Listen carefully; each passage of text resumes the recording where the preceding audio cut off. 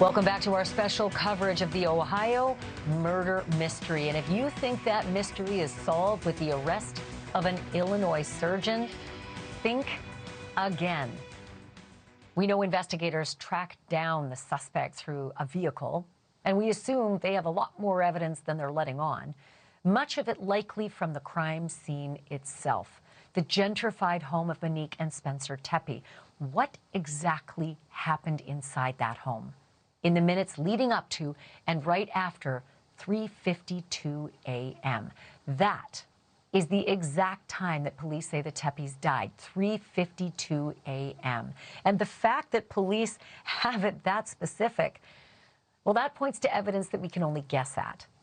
We do know at least 3 9mm shell casings were found in that house, but not the actual gun that fired them.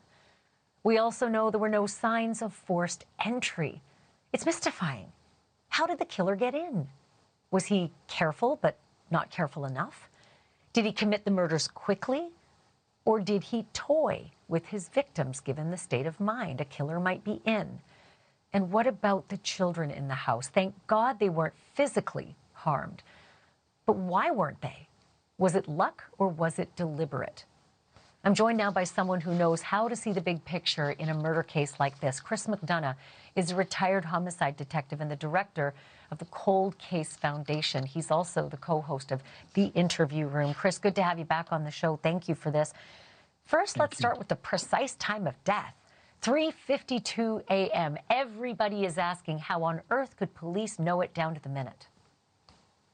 You know, Ashley, I think you mentioned that earlier, about today's world that we live in. It's a digital world. And we're not sure right now if there's going to be some type of monitoring devices in that house, i.e. like a baby camera or something to that effect where the children may have been sleeping. And maybe that picked up the gunshots at a particular time. Also, if any of the victims were wearing, probably not this early in the morning, but let's say they were wearing smartwatches, for an example. Those smartwatches, the moment their heart stops, some of those exercise apps are running in the background. That can also be an indicator.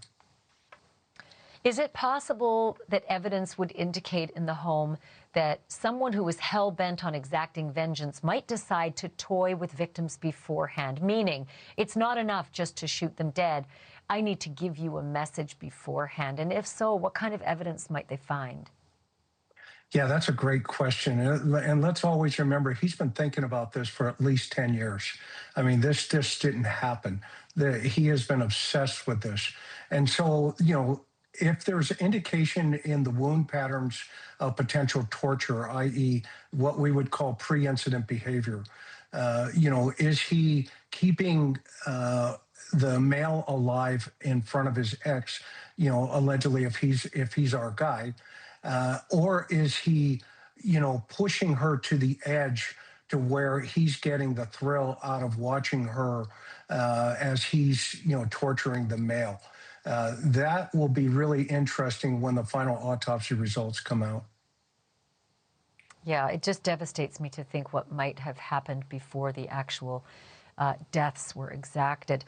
One last quick question, and that is, everybody online is asking the same question. No forced entry. So how does an ex, who according to the family had threatened this woman's life, get into that house? Yeah. My hunch is he used a ruse of some sort. Maybe he, played at the front door with the Ring doorbell. Maybe he was, giving some type of indication that he was needing help.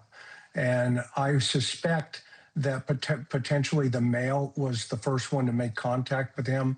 And depending on the positioning inside of the bedrooms where they were discovered, will give us also a lot of information about how he, particularly pulled it off.